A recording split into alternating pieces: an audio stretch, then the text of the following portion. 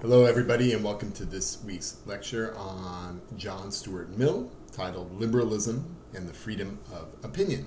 So this week, as with every week, we're going to begin with our key terms. Again, I'm not going to read through all the key terms. They are there for you to go back and reference as you're reviewing your notes, reviewing the lecture, preparing for the various assessments that we have in the course, okay? But there they are. So let's get right to it. So John Stuart Mill is lived from 1806 to 1873, and one of his most famous works is titled On Liberty, which was written in 1869. And Mill is a really famous philosopher, of course, and has a very interesting sort of history. He was raised to be very, let's just say, intellectual. His father was an intellectual, and he learned ancient Greek by the time he was, I think, like 6 years old, and Latin by the time he was 10, and was trained rigorously in mathematics and calculus and all sorts of things of this nature. But eventually, he had a sort of a mental health period, a bad mental health period, depression, severe depression. But when he came out of that, he sort of moved away, and he blamed sort of the rigors of his childhood on this. When he came out of it, he started to really apply his thinking to the nature of liberty, democratic societies, the freedoms of individuals. He's a leading voice for women's rights at this very early period, before women's rights was really an issue. So he's an important thinker. He's one of the most important figures with respect to the moral theory of utilitarianism, which you may have heard of. So he's quite an important philosophical figure. And so we need to sort of understand what's he doing and why is he doing it, okay?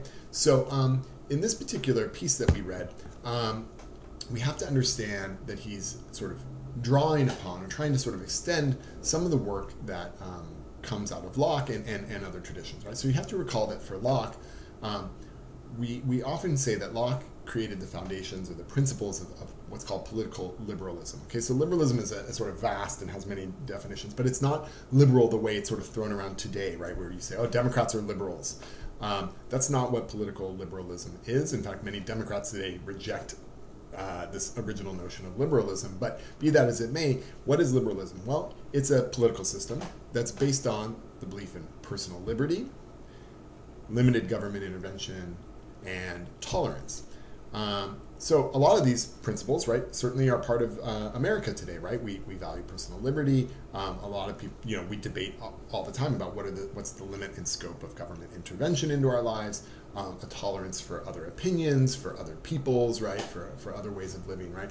So a lot of these pieces are there. And one thing that's not included in the slide right there is that at the heart of this question of personal liberty and limited government intervention are questions of economics, right, of property, right? So recall with Locke that we have property in our person. So if you have property in your person, then the government, it would seem, has to be pretty limited in what it can tell you as a person to do, right? So Mill famously, which is not in our reading, has a thing about, the harm sort of principle that the government can only sort of limit your freedom if it's going to harm others, right, and their freedom, right? If you want to do stupid things, if you want to ride around town not wearing a helmet or something like that, then go for it. You're sort of free to do that. The government shouldn't be legislating your own demise, right, but only if you're harming the freedom and liberty of others, right? But also this question of property becomes very important, because if you think about it, what do we want the government and the laws saying with respect to what we can do economically, right? Do you want there to be a minimum wage for the labor that you do? Do you want there to be regulations on the amount of pollution that companies can spew into the air or put into the rivers or what have you, right? So there's a lot of hard questions here, because we want to argue that there ought to be personal liberty. We ought to argue that people are free to pursue life, liberty, pursuit of happiness as we have it, but also property as Locke had it, right? So what's the scope of the government in preserving your rights, but at the same time establishing enough structure and enough law that we have we don't privilege one group over the other in a way that would be harmful in a way for them, right? So these are sort of hard questions, and I mentioned this economic part of it because we're going to see on the next lecture on Marx, he's going to be hypercritical of this liberalism, okay? And it's certainly the sort of notion of property, which becomes the central feature for Marx's communist critique and socialist critique of liberalism. Okay. That said, we're not going to spend so much time on some of these political and legal dimensions. We're going to focus more on questions of freedom of speech, and we'll get there in a second. But so from Locke, we have this question, we have this sort of system, this original system of political liberalism. But what does liberty mean, right? And so the principles of liberty required in the past, and they continue to require some sort of elaboration. We need to say, like, fine, you have personal liberty. What does that mean? Can you say whatever you want to say? When can you say it? Where can you say it, right? Somebody needs to do the thinking on this sort of stuff. And so Mill, in his work on liberty, is trying to sort of elaborate some of these sort of core principles of liberalism and see, like, how far do they extend? Are there limits to them? Are there not limits to them, right? What's the scope of liberty? So one of the big features is Mill argues against the tyranny of the majority, okay? Now, the tyranny of the majority is often thought to be just, when a majority of people sort of, in order to preserve their own interests, right, impose laws or rules or regulations on a minority in order to preserve their power. And this is certainly right. So if you think about a democracy, all you need is 51 votes out of 100, then 49 people are getting not what they want simply because you've got the majority. So how do we sort of measure against that? How do we sort of resist these questions of, like, the majority party or population or people imposing their will upon a minority, okay? So he's concerned about this tyranny of the majority, but again, that's, that language is not present in our reading, but it's at stake in our reading, right? Because why? Because he's going to argue in favor of personal liberty, but what that means, right, rather than the majority imposing wills on the minority's personal liberty, but how the freedom of individual expression and, by the way, the freedom of the press fits into all of this sort of stuff, okay? So this is sort of at the heart of what we have been seeing, and it's something we've seen before if you go back to Plato, right? I mean, the question is, like, that Socrates asks is, like, do we care about the majority? Do we care what the majority thinks? They can't actually harm us, right? So this will be an interesting sort of reversal of that. At the same time, he's going to draw on Socrates as a figure, of important figure with respect to speech. So let's see what he has to say. So the piece starts off with this important sort of element about the freedom of the press, right? We hear about this a lot in our world today, that the freedom of the press is important. And Mill's position is limiting the freedom of the press by the government, by the state, is just impermissible. When is it impermissible? Why is it? And he says, it doesn't matter whether the government is trying to sort of peddle or sell one opinion over another opinion, right, and serve its own interest, right, or if it was in complete harmony with everybody, right?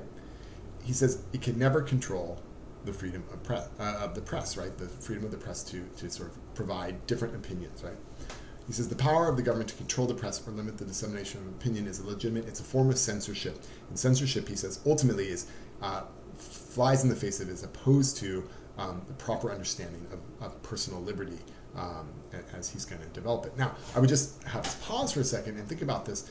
All governments, all administrations are going to attempt to control the message, right? There's message control as an important part of, not just, by the way, politics, but companies, branding, right? How do we control the message? How do we get people to hear our side of the story and believe what we believe or what we want them to believe, right?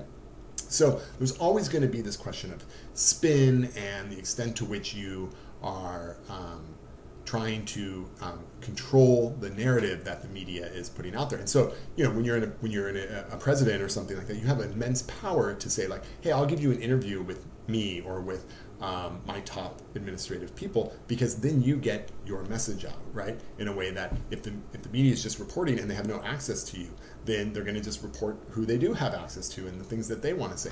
So these are interesting sort of elements that need to be attended to when you think about how that works. And by the way, so this attempt to control spin is one thing, to control the narratives, right? But then you have the whole sort of new world emerging today that we live in, where we sort of talk about news as being biased, right? And so this is a sort of tension, right? Oh, all the news is fake news. There is no real news. Well, what is fake news? It's just news that's not sympathetic or not in agreement with what the ruling powers want you to believe, right? So then there's this attempt to sort of demonize the press. Well, that's fine. You're free to your opinion. You can demonize the press, right? But if that extends into crushing the press, eliminating the freedom of the press to say what it wants to say, if you say, look, we're going to have libel laws that if someone reports a story and it's not even if it's true, we could still take them to court and sort of intimidate them into not writing stories like that. You can see how having things like libel laws could limit the freedom of the press in certain ways, and also, of course, just broadly trying to sort of make the press seem as if they're illegitimate, right? In some ways, then this is going to undermine public trust in the media, right?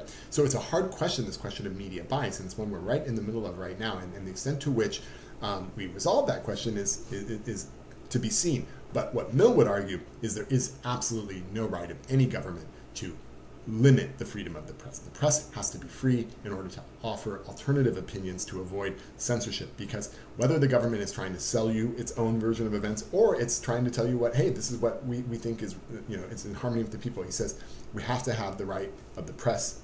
The press has to have the right to express its opinion in order to give us, the public, access to a variety of opinions so we can form our own judgments about these things, okay? So, and by the way, I guess I should just add one other thing. I mean, this is now sort of, we're in this new era, right, where this is shifting away from traditional news sources, newspapers or cable news, this kind of stuff, and moving into questions of social media, right? To what extent can Facebook or Twitter or, any platform, Google search results, right?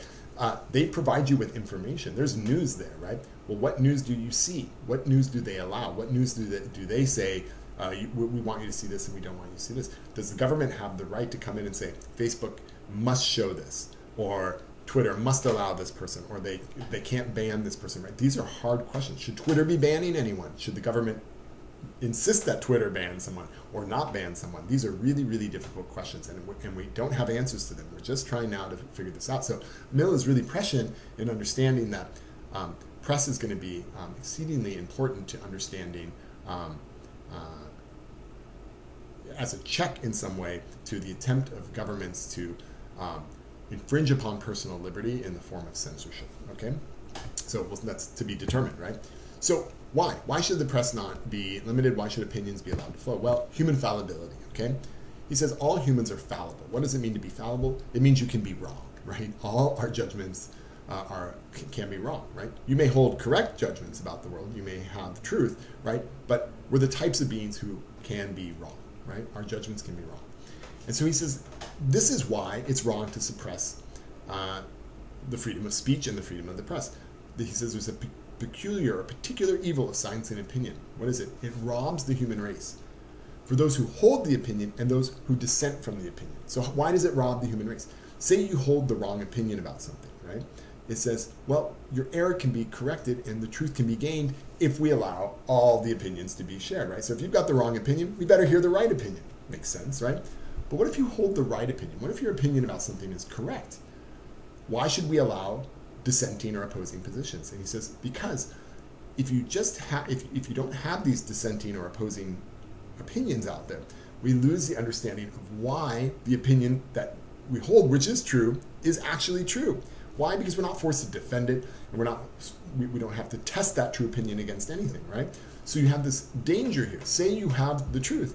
Well, you ought to be able to defend the truth. You ought to be able to test your truth against other opinions in the world. So it's interesting. You might get like, yeah, I get it. If I have a wrong opinion, then we need to hear all opinions so that we can get the right opinion. But he says, no, it's the that's right, but it's also the opposite. If you have the right opinion, we also need wrong opinions. Why? In order to be able to explain and analyze and defend the true opinion that you hold. And this is a value to people who hold opinions, right? So again, if we're fallible, our judgments can be wrong, there is no absolute certainty. And when you silence opinions, you presuppose absolute certainty, that you're not fallible, right? We mistake our individual certainty for absolute certainty, right? And he says, now this is a danger, right? Because what are you certain about? What are the things you're certain about? He says, well, they're not just pure sort of truths out there, right?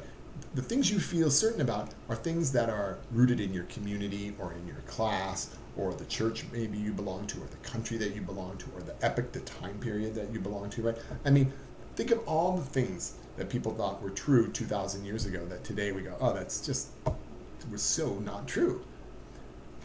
But maybe they believed that for 500 years or something. How do we know that the thing you hold to be absolutely certain and true today, in 500 years, people will look back and be like, wow, what those people in the US 500 years ago thought was absolutely silly, right?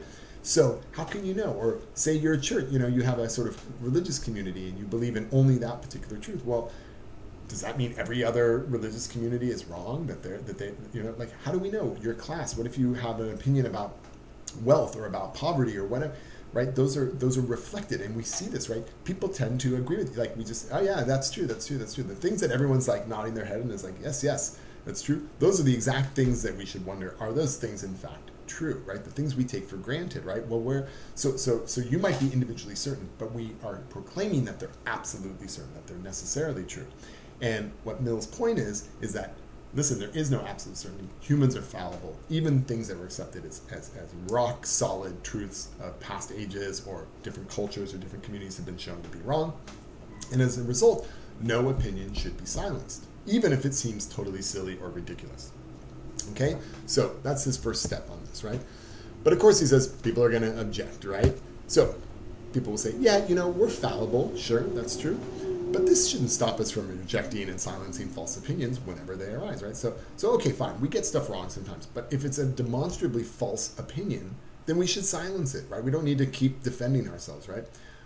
Why? Well, because our judgment is given to us. Like, insofar as we're humans and we have judgments, we should use it, right? And it would be an expression of cowardice, not conscientiousness, not carefulness, to not use our judgment, even though we're fallible. So if you're like, well, we're fallible, therefore we can't pass any judgment whatsoever, right? This isn't being conscientious, this is being cowardly, the objection would say, right? So, yes, people in the past were wrong. All sorts of terrible wars were fought that were unjustified, or taxes were levied, or whatever. And he goes, so just because people in the past were wrong doesn't mean we should we not levy taxes, and we shouldn't go to war? It seems like we should, right? Yeah, we're fallible, but we have to use our judgment. It would be cowardly not to. So there's no absolute certainty, true. But we have enough assurances which are sufficient for the purposes of human life, right? So there's stuff that we know, and we ought to just, even if we're not absolutely certain about it, we ought to act upon those things, right? So those are the objection, right? And so therefore we have this right, this obligation to silence opinions that are not very good, right? Or that are proven to be bad, or something along those lines, right? Or proven to not be reliable. So Mill has to respond to that objection, okay? He's laying out the objections from the folks who think it is okay to silence opinions, right? And his answer to this is that errors are corrigible, right? That they can be fixed. Corrigible means something that can be fixed. So he says we can only assume the truth of something and justify acting upon that truth if we can defend it against critique and opposing or other opinions, right? So how can you know something is true unless you've defended it against someone who says, hey, that's not true, right? I mean, think about scientific truths today, right? For today, we believe in what's called the heliocentric model of the universe, right? That the sun is the center of the solar system. The sun is the center of our solar system, and the Earth and all the planets go around it, okay? This seems absolutely obvious to us. We have reams and reams of scientific data and empirical evidence that demonstrate this, fundamental, obvious truth, right? But think about this. For 15, 16, 1700 years, more, 2,000 years, all human beings thought that the Earth, they believed in the geocentric model of the solar system, that the Earth was at the center and all the planets went around it. And all the science and all the data and all the empirical observations were generated to support that particular position, which was completely and utterly wrong.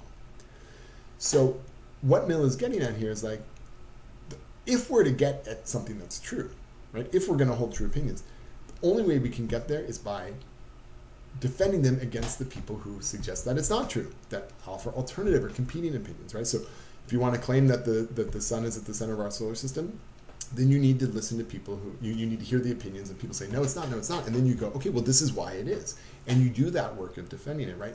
And if you have a false opinion there, right, then you get to closer to the true opinion, right? So he says it's through discussion and experience, not just experience alone, that we can remedy or fix or rectify our errors, right? So it's not just enough to have, like, experiences don't tell you anything. You go around having experiences. What do they mean, right? What do your experiences mean? Well, we have to have conversations about that. We have to have discussions about that. Two people can interpret the same experience very, very differently. So how do we make meaning around that? How do we get to the truth of an experience? Experience doesn't give us truth, right? So if we're in error, we can fix it. How? Through discussion. So he says, look, we trust and listen to those people who keep their minds open to criticism and can paint a full picture for us, right? I mean, someone who's just does not listen to anything, they're not as trustworthy. So correcting our opinions through sharing opinions, he says, doesn't actually undermine certainty. It's the foundation for certainty, right? I mean, and so this is very powerful, right? Yes, we're fallible. Yes, we get things wrong, but our errors can be corrected. How are they corrected? By listening to opposing positions, responding to those critiques, and getting closer to certainty. To reject those opinions, right, doesn't give us certainty. It undermines certainty, right, because it refuses to listen to any possible critique, right? So he says, in this respect, even the wise, right, should hear the opinion of the public, even if the public is foolish. Now, this, in a way, is a sort of, we can go back to the Crito and Plato. And this is a direct sort of, pushback against Socrates, right? Who says, what do we care what the public thinks, right? We only care what the wise think, right? And Mill sort of flips that on its head. He says, who cares? Like, the wise ought to listen to the public, right? Even if they're foolish, right? Why? Because then we can correct any errors that we might have, right? And he says the government should do this as well, right? The government should also listen to opinions that it disagrees with, that it thinks is foolish, right? And he says, look, even the Catholic Church, the Roman Catholic Church, the most sort of dogmatic, church of the day, right? He says they even have a thing called the devil's advocate, which you may have heard of, right? So when saints get canonized, or when individuals get canonized to become saints, they have a devil's advocate, someone who comes in and says, no, this person shouldn't be a saint. They shouldn't be a saint. And it forces the people who think that person should be a saint to give a justification, a defense against that critique. Okay, so he says even these really repressive, sort of dogmatic institutions like the Roman Catholic Church, they have a devil's advocate. So in our liberal societies, these burgeoning, emerging democratic societies, we ought not to suppress opinion, right? But then he asks this question, okay?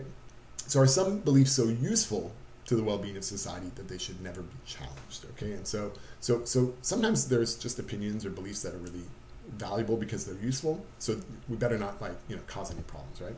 And this is where he gets into this consideration of the truth versus the usefulness of an opinion, okay?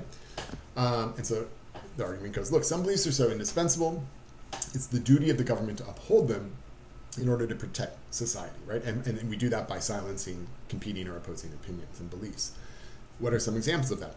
Certain religious beliefs or moral beliefs or the economic values of a given state, right? Like we have this notion, right, that we're a Judeo-Christian country or something like that, right? Great. Does this mean we should suppress the speech of other folks who want to practice their own religion, right? And the U.S. is pretty reasonable about that. Like we allow people to believe what they want to believe, right? But there's lots of countries that are not, right? That being a Sunni Muslim in Saudi Arabia is the only religious sort of speech that's allowed. You can't be other than that, right? There's no tolerance for that, right? Or being a Shia in Iran or something. There's no tolerance for other religious viewpoints, right? So what does that mean exactly for us, right? In the U.S., we're a capitalist society versus, say, the Soviet Union, which is communist, or China, which remains sort of a hybrid communist sort of capitalist thing. But, we have a whole period in the United States where we tried to repress and send to jail and intimidate people who were identified as socialists, the whole Red Scare period of the 50s, right? The threat of communism was so stark and so severe that we said, you can't have that opinion. We're going to send you to jail. We're going to strip you of your job. We're going to expose you to the community as a communist, right? So there was this, attempt to sort of suppress that opinion of people who either really did believe in communism, socialism, or even if they didn't. Why? Because it was so indispensable to society that communism was bad and capitalism was good, that the government went to these ends, right? So these are ideas of indispensable things to a society that are just so important, right? And so in this respect, it's the usefulness of an opinion, not the truth, that justifies restraining opposing opinions, okay? And they're useful. But Mill's response to that is, look, usefulness is actually open to debate, right? Like, is something useful? That's a matter of opinion. If it's a matter of opinion, we need competing opinions to determine if it's useful or not, let alone the opinion itself, whether or not it's true, right? So if you want to say, look, we're not worried about the truth, is it useful? And if it's useful, we're going to suppress other opinions. And he says, wait a minute, even its usefulness is something that requires a lot of opinions to work through, right? We need to hear from all sides on that, let alone the opinion itself, is it true? And he says to deny this assumes, again, human infallibility, that we are never wrong about our judgments. And he says, this is a kind of default position humans hold, But we have to remind ourselves over and over again that we are fallible, that the judgments we hold may in fact be wrong. Okay? So that's one part of his answer. And the other is that the truth of opinion is part of its utility or usefulness, right?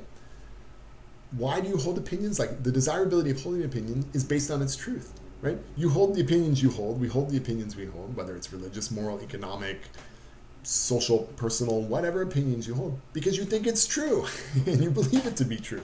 You don't hold the opinions you have, you don't believe to be false, right? So to deny the discussion of opinions because they're not useful, he says, misses the mark. Truth is important. And how do we know if it's true? Well, we have to discuss things to know if it's true and useful, because bad or false opinions are not useful, right? If you have an opinion that, exposure to mercury is not harmful, you've got a bad or false opinion, and hence it's not useful. So we need to do some work. We need to have a discussion about whether or not mercury is harmful, right? And if you say, well, it's useful to use mercury in our manufacturing of metals, and so we're not going to worry about it if it pollutes streams or whatever it might be, well, then we've got a problem here, right? Because you say it's useful to use this poisonous chemical, but and don't worry about it, right? But the truth of it is, well, that's a dangerous chemical, so do we want to use it or not, right? And then we need to have a conversation, despite its usefulness, okay? So he's really trying to get at this problem of truth versus usefulness, and he says, look, the state, and neither the state nor any individual can decide the opinions of others, right?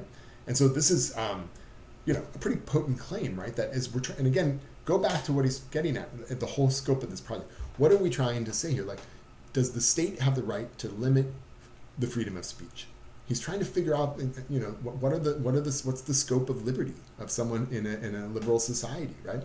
What does that mean? Well, can the government or other people or majorities limit the opinions of minorities or the people broadly construed or anything like that? And he says, no, the state cannot limit the opinions of others. It cannot have restrictions on the freedom of speech. But people always want to push back and say, what about pernicious speech? What about speech that's dangerous or harmful, right? And Mill says, look, even dangerous or pernicious speech should be allowed. And that's the case even if it threatens government or society, right? So this gets very interesting. What if someone were out and about on the street corner just screaming, some sort of opinion that was deemed to be utterly dangerous, whether it be about our religious values, our economic values, our moral values, anything like along these lines, right? And you say that's dangerous. If people hear those opinions, it's going to undermine their trust and confidence in the government and society, and so we need to limit dangerous speech. We don't want people saying things which could, break apart our trust in each other and the society and the government. And Mill's response to that is like, look, we're often mistaken about what counts as dangerous or pernicious speech, right?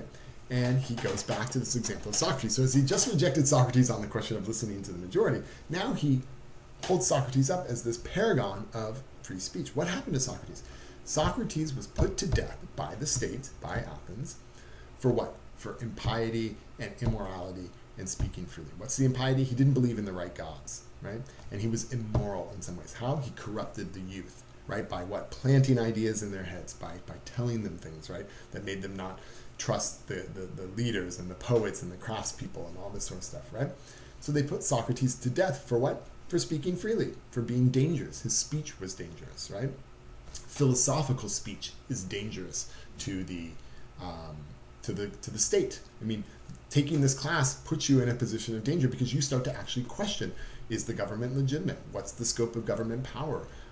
What are our rights? What can I say? What can I not say? All of a sudden, without knowing it, you're now in a position of being the kind of person who is potentially targeted as someone who's engaged in pernicious speech. Why? Because you're questioning the authority of the state. And that doesn't mean you're like, oh, I'm anti the government, I'm anti the administration, I'm anti-America. It doesn't mean any of that. It just means you're questioning and you have questions about what is the nature of justice.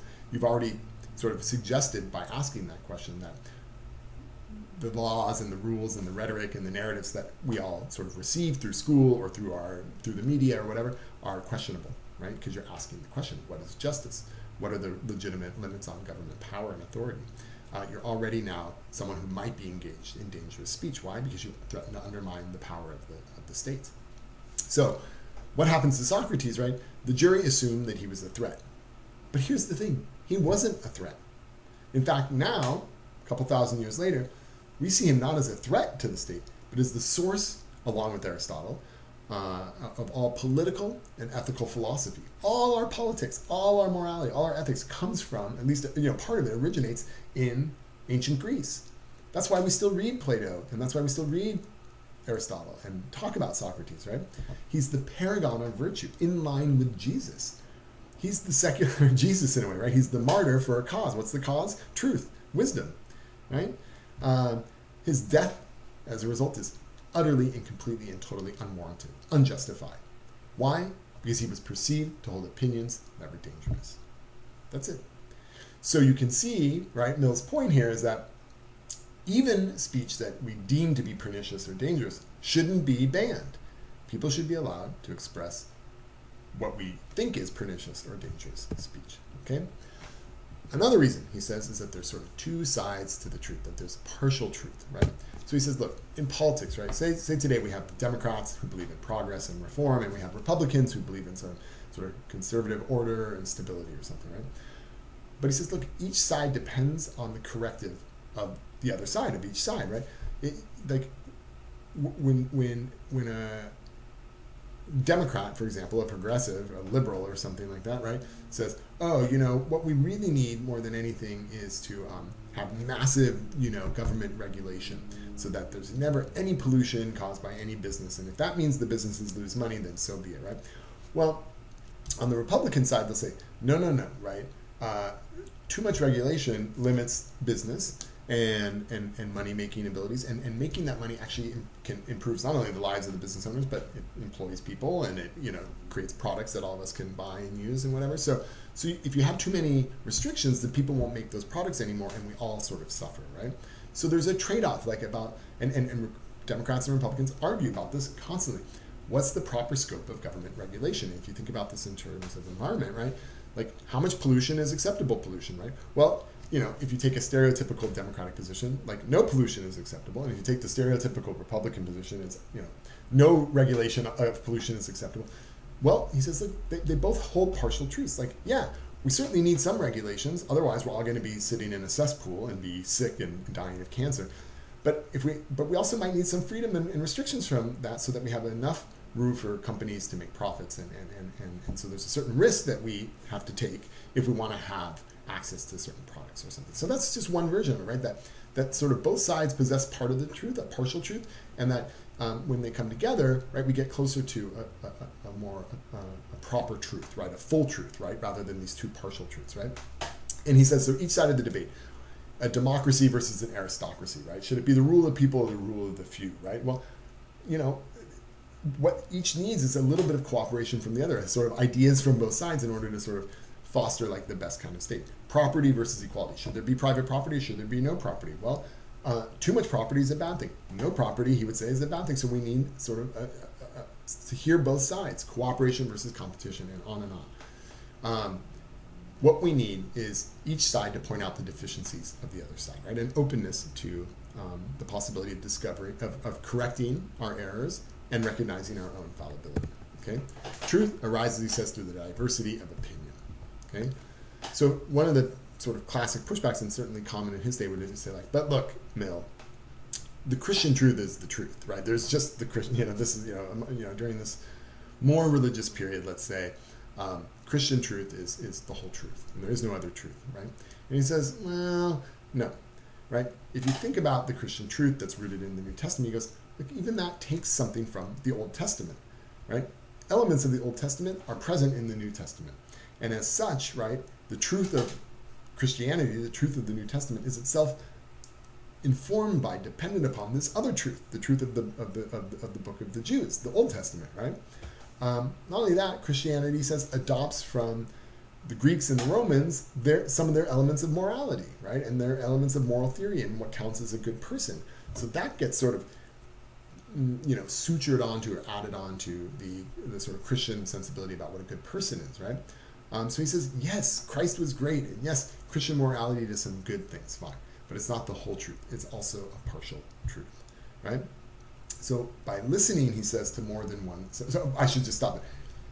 even this thing that seems indubitable, right? If you're from a Christian, society, that the Christian truth is the truth.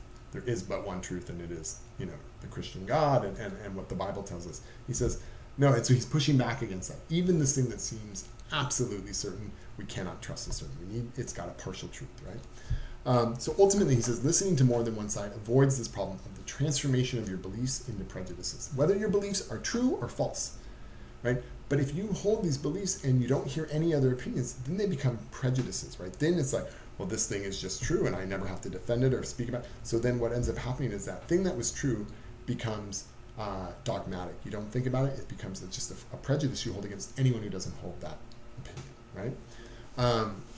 And so he says, religious and secular and non-Christian standards, right? And non-Christian is the key, right?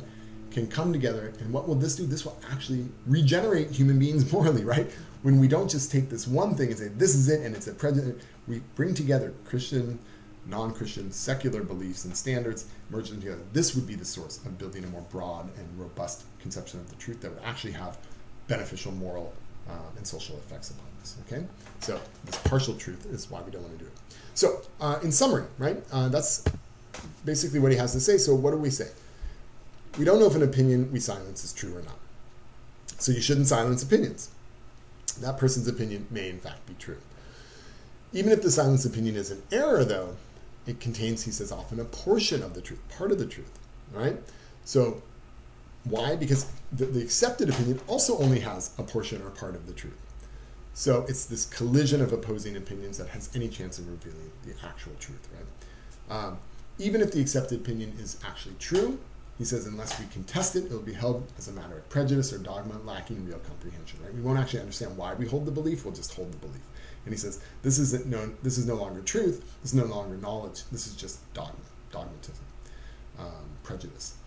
And the result of that is not just that you have this sort of unexamined belief, which is bad enough, but the meaning of the belief you hold, the doctrine, will be in jeopardy or danger of being lost or weakened. If you don't know why you think that Christianity is the ultimate and highest truth, you just think it is, then you don't defend it against people who hold opposing opinions, we silence those opinions, then we lose like the value of the doctrine itself. Whatever it might be, whether it be, Christianity, philosophical positions that we hold, beliefs about the proper way to organize a society or a state, freedoms of individuals or freedoms of people, of countries, whatever you're thinking about, right?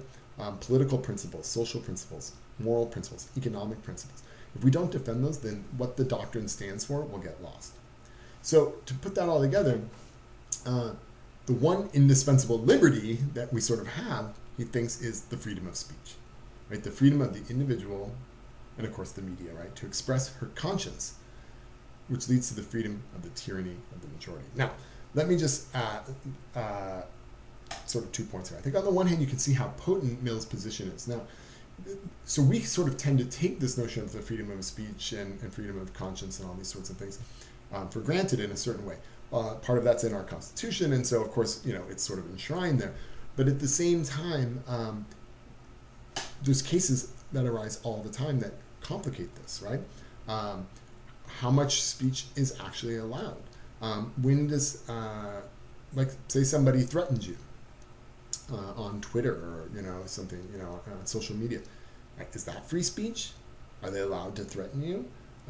What if they don't really mean to threaten you, right? What if they just, what if they're not really intending to harm you? They're just sort of saying stuff, right? Should there be some regulation on that kind of speech? What if someone says, I'm going to harm the president? Is this free speech? Should that be allowed? What if someone says we need to start a revolution in this country? Is that free speech? Should that be allowed?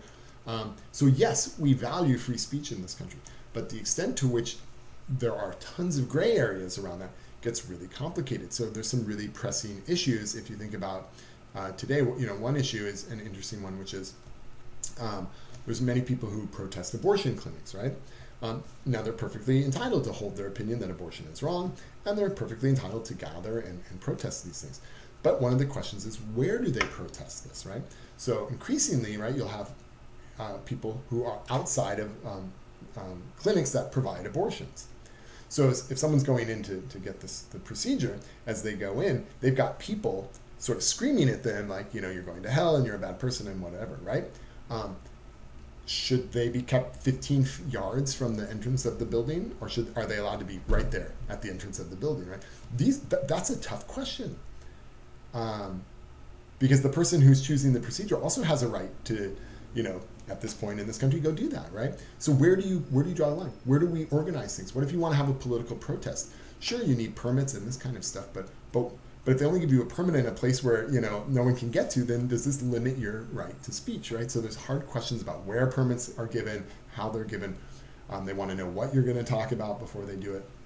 Another example, putting up the 10 Commandments, for example, in front of courthouses. This is a classic case that goes through the courts all the time, right? Because the U.S. says there is no state religion, there's no established religion, right? Everyone's free to believe what they want to believe. So even though we are a broadly Judeo-Christian country, this doesn't, people have argued that you can't, the state can't impose a particular religion or religious point of view in public spaces, right? So you couldn't therefore put the 10 Commandments up in a courthouse because that's a public space. Yet you have people go, I'm doing it. It's my right. It's my freedom of speech to put up these commandments, and so they do it. So then you get these court cases that say, when can a government, a city, a state, whatever it is, the public in some way, put up stuff that sort of seems to endorse one religion over another, right? So this is a hard question, right? And then last but not least, one that's really, really important today, which has been unfolding over the last 4 or 5 years, is the argument that political donations, right, giving money to candidates who are running for public office, is an expression of free speech. So therefore, you cannot have limits on what people can give. People ought to be able to give unlimited amounts to candidates they want, because the financial contribution is an expression of their speech. What they're saying is, I support this candidate. And if you say you can only give them $5,000, that's our campaign finance law, you can't give more than $5,000, then someone says, you're limiting my free speech. So what's ended up happening is there's been many Supreme Court cases recently where corporations, right, companies say, well, we want to give millions of dollars to this party or to this candidate or what have you, and we're not allowed to by the current law. This is limiting our speech. And so corporations are now viewed as having a freedom of speech, and therefore you cannot limit their freedom of speech, and so then they can give sort of unlimited amounts. There's some rules that they have to follow, and you can only give so much to an individual candidate, but to parties, to organizations that support ads, these sort of non-affiliated, partisan groups that pay for all the ads that you see, like there's sort of unlimited amounts of money that can be given in there, so that can be donated there. So there's some very hard questions about how speech is now rooted in money, right? And corporations are able to have speech, right? And if this is the case, then is there not a disproportionate amount of speech that's heard by those with money to pay for stuff versus those without money to pay for stuff, right? So this becomes a problem. Should the government be limiting the speech of corporations or wealthy people because their voices are amplified because they can use their money to do that? So hard questions, right? This is not going away anytime soon. So anyway, you can see that what Mill's up to here, and so what we'll see is this defense of liberalism, of private property, of limited government intervention, of tolerance of opinions, right? All very important parts of our contemporary understanding in the U.S. today of our society and our government. At the same time, we're going to see with Marx in the next lecture his critique of political liberalism in the form of his of communism. He's going to take a very different approach to these things than a thinker like Mill or Locke will. Okay, so with no further ado,